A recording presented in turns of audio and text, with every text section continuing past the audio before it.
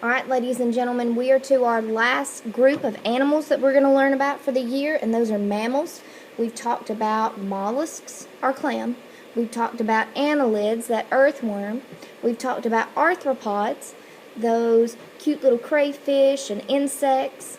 And we've talked about amphibians, parts of a frog. And now we're going to talk about the fanciest type of animal of all, mammals.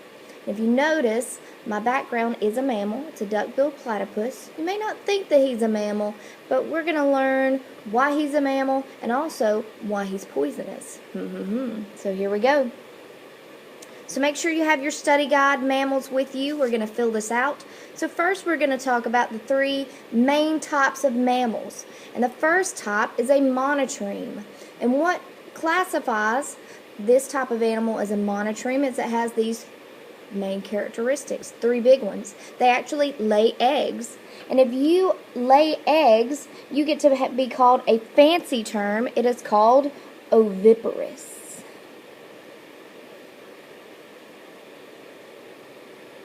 Because ov means egg. So make sure that you write that down. That might be on your quiz later. They also have a cloaca. Remember, the cloaca we saw in amphibians. Cloaca is where their solid and liquid waste excrete out the same opening. So remember, that's at the very end of the large intestine, and also that's where you're also going to lay your eggs, just like that frog. They also have mammary glands. So mammary glands is one of the big things that says, hey, this is a mammal. They lay eggs. Most mammals don't lay eggs. They have a cloaca. Well, most mammals pretty much don't have a cloaca. They have separate openings for solid and liquid waste.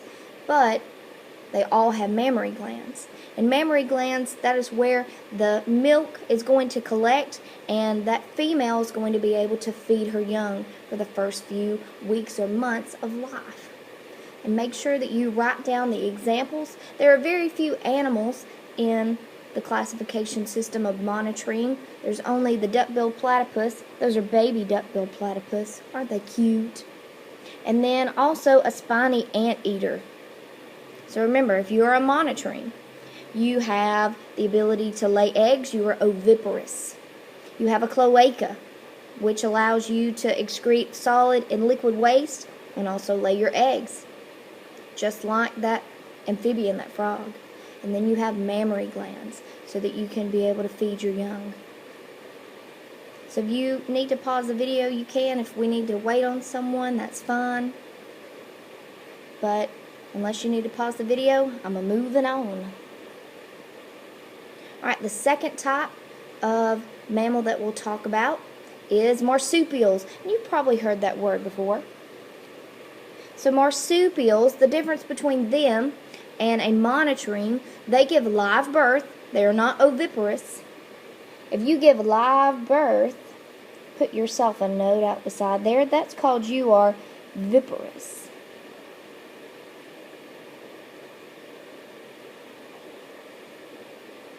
Because viva means live. So you give live birth, you don't lay eggs, but you give live birth inside of a pouch. So think about if you've ever seen a cute little kangaroo. It'll have a little baby kangaroo inside of its pouch.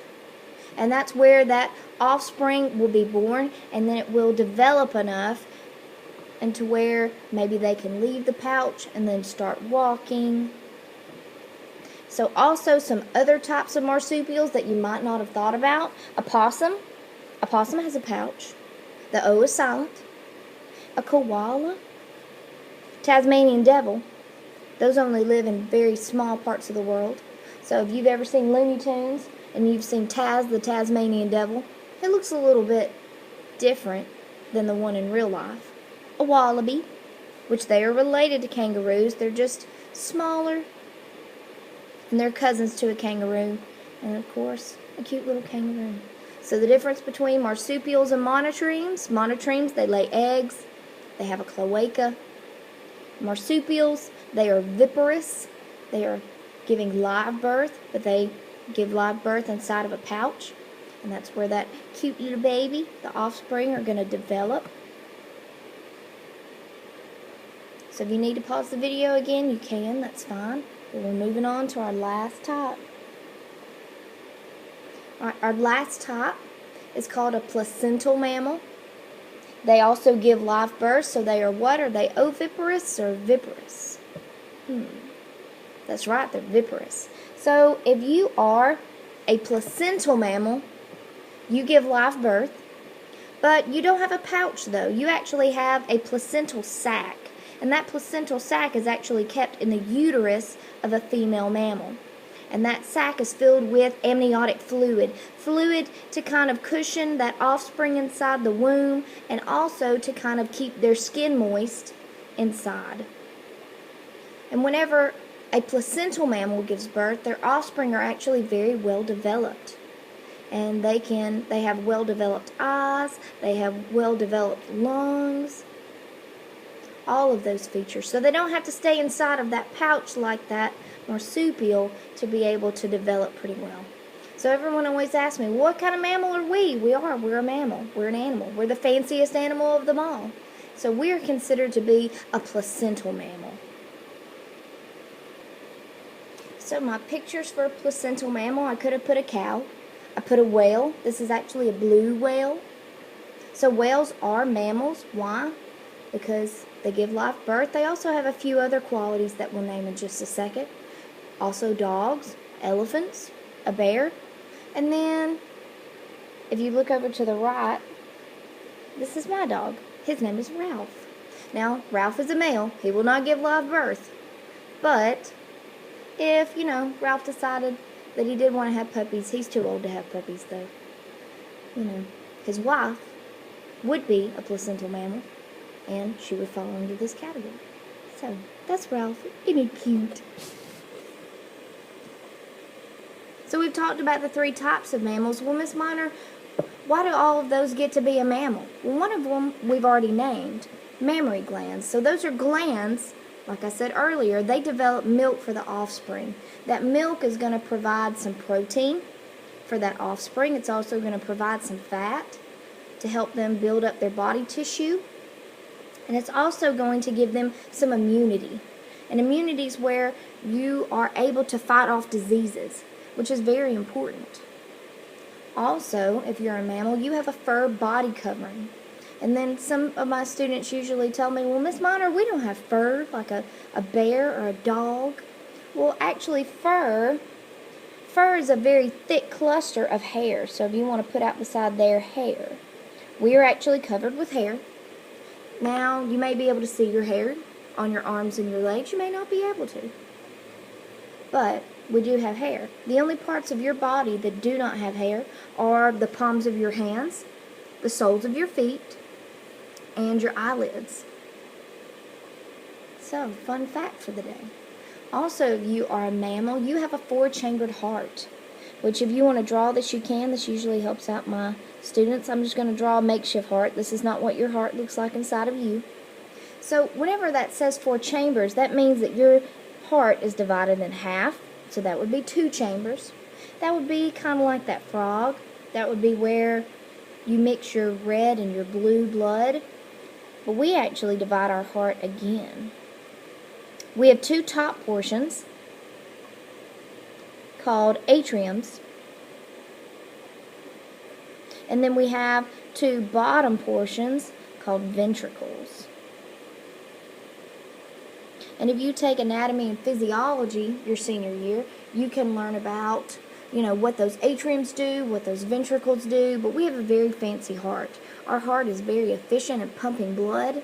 So remember, what color is our blood? If you had a cut and you started bleeding, what color would it be? You're correct. It is red. And then we are considered to be endothermic. If you're a mammal, we're a mammal, so we're endothermic. Think about it. Think about your prefixes and your suffixes. What does endo mean? Does it mean indoors or outdoors?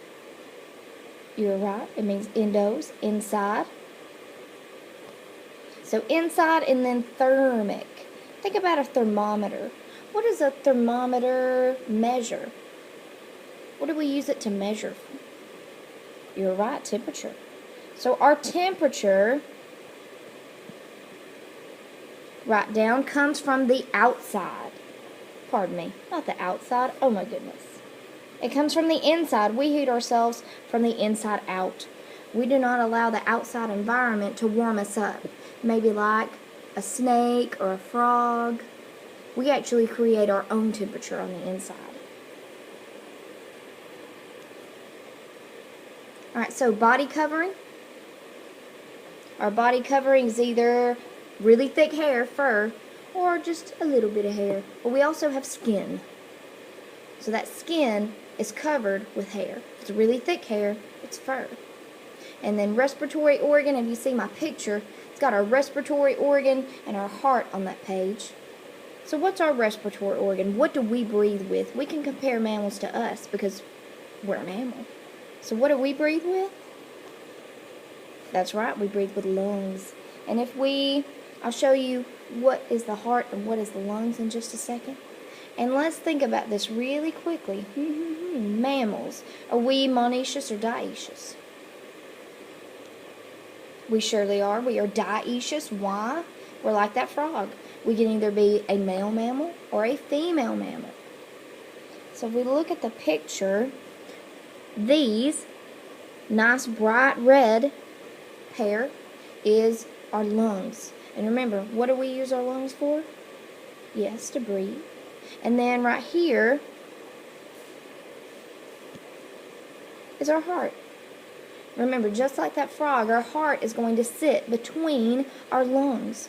And then right here, if you're wondering what that is, that's your liver. Your liver kind of sits below your rib cage. And that's part of the liver, that's not the whole thing. So this lungs, heart, and liver actually came out of a cow. And cows are mammals. So whenever we look inside of that fetal pig, we're going to see in his chest cavity, in his rib cage, we're going to see a pair of lungs, a heart, and just below it, we're going to see a liver. So type of reproduction, we have sexual reproduction. Why? Because we have gametes. So put that out beside there. We have gametes. Type of fertilization, internal. Why? It's inside the body. Why would we, because think about it, what type of birth do mammals have? Do they, do they give live birth for the most part? Or are they oviparous? What's the deal? Well, if we think about our three types of mammals, it's inside the body, because if you're like that monitoring, that anteater or that duck-billed platypus, you are oviparous. Or if you're like that marsupial or that placental mammal, you are viparous.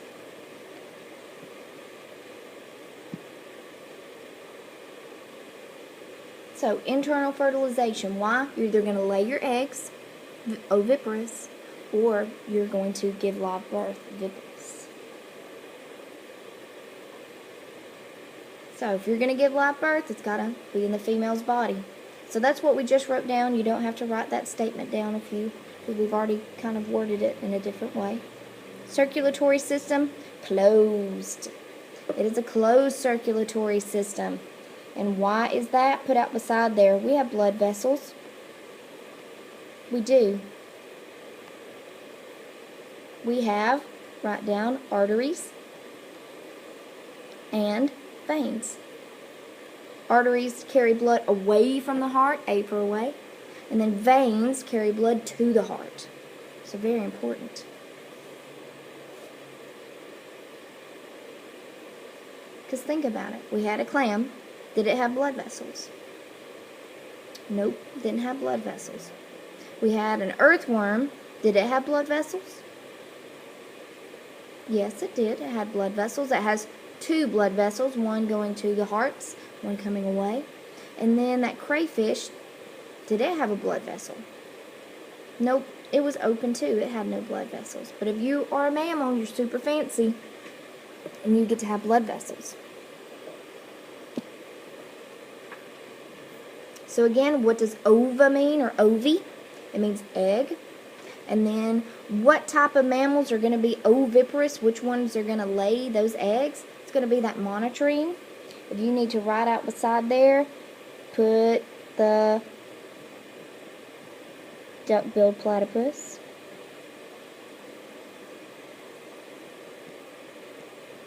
Just to remind you. And then what does viva mean? Viparous. Ooh, live, meaning live birth. If you want to put out beside there, use some examples. That's your marsupial. And your placental mammal. Very important. So what are those mammals that are viparous? Marsupial and placental mammal. Very important to know the difference between those, because on your quiz I'm going to ask you, hey, which one of these types of animals is oviparous? Well, you got to remember, ovi means egg. So, I lay eggs. Well, the only ones that do that are the monotremes. And then I'm going to ask you, hey, which ones are viparous? Well, they give live birth, so those are going to be the marsupials. They give live birth in a pouch. Or they're going to be placental mammals, where they have that placental sac and they give live birth, but not in a pouch.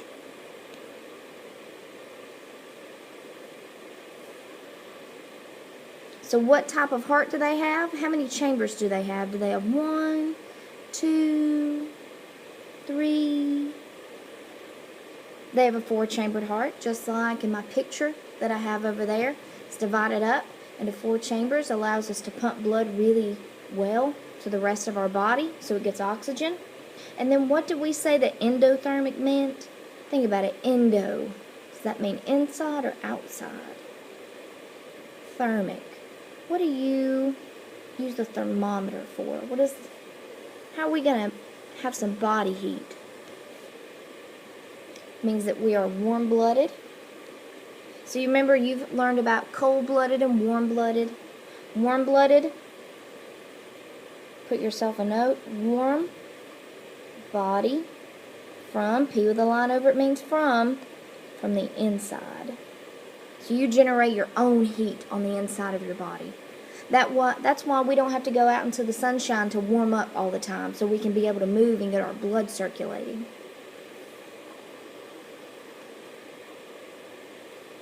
So, if you're endothermic, why do you have to hibernate? I want you to think about little woodland creatures like bears. Bears hibernate, and they're a mammal.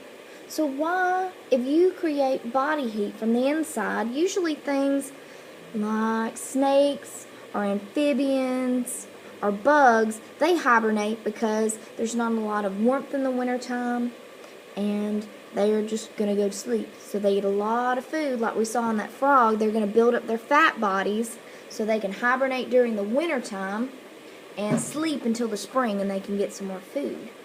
So if you create body heat from the inside, why would you need to hibernate? Why do those bears hibernate? Well, the reason for bears and other things that are mammals that hibernate is, think about it, in the wintertime, it's very cold. Think about things that eat, plants. Are there a lot of plants alive in the wintertime? No, not really. Well, it's also kind of cold.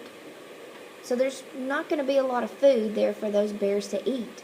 So those bears are going to be kind of like that frog. They're going to eat a lot of food, mass quantities of food, during the spring and the summer and in the fall. And they're going to try to build up their adipose tissue, that fat tissue inside their body, so that while they're sleeping, they can store that energy instead of having to migrate or wander around the woods or wherever they live to try to find some food. Because if they're going to use all their energy to try to find some food, there is a possibility, because there's not a lot of food to find and eat, they could actually starve to death. So instead of having that chance of, whoa, I may not find me some food this winter and I might die because I might starve to death, I think I'm just going to take me a long winter's nap and then wake up in the spring and, whoa, there's lots of food for me to eat. I'm so excited. So what type of skeleton do mammals have? Think about you. Where do you keep your skeleton? Is it on the outside of your body, the inside of your body? Is it, made of water, like that good old worm, a hydrostatic skeleton? It is an endoskeleton. And write down that your endoskeleton, think about it, what makes up your skeleton inside of you? Think about Frances up in the front of the room. What's in her skeleton? That's right, she has bones inside her skeleton. But we also have, if you look at that kind of thin, kind of see-through material in her rib cage and in her backbone, what is that represented by? It's, makes up part of your ears, tip of your nose. What's that called? Ah, very good, cartilage.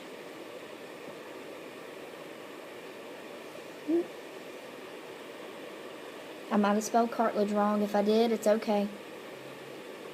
And then body symmetry. If we had to divide you, how would we divide you up? Would we cut you up like a pizza, or would we divide you down the middle? That's right.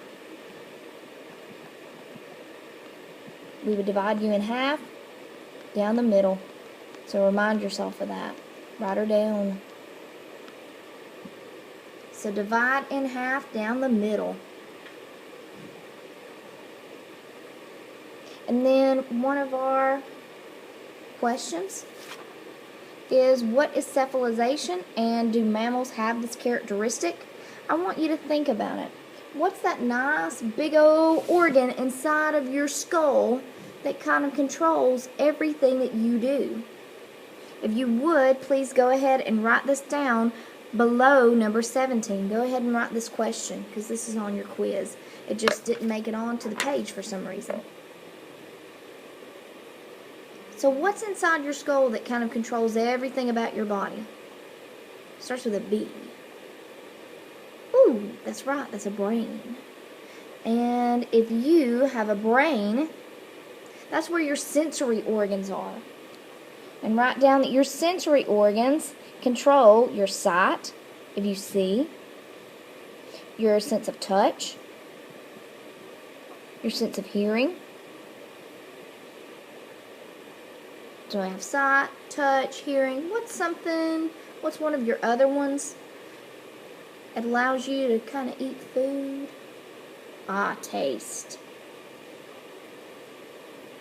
So sight, touch, hearing, taste. And all of those sensory organs are located in your head. That's in your brain. Your brain controls everything about you. It tells your lungs to breathe, tells your eyes to blink, tells your heart to keep beating. So, yes, mammals do have cephalization. Cephalization means that you have sensory organs located in your head, in your brain. That again allows you to be able to see, be able to touch, be able to hear, be able to taste your food. Super important. Alright, so if you'll flip your paper on the back, we're going to test your knowledge about some mammals here. So, the quiz is mammal or gnaw. So, please number 1 to 4. This is an anteater. This is a bird. This is a gecko or a reptile. And this is a whale. So write down your examples, and you have 1 or 2 choices. You can write down mammal or gnaw. And we'll check this whenever I see you tomorrow. So, I hope this was very helpful for you. We will discuss mammals again, make sure we got this, and we'll watch a short video clip on why that cute little duck-billed platypus is one of the most deadliest animals in the world. We're also going to watch one on a honey badger and why he is incredibly vicious. So, I will see you tomorrow, guys.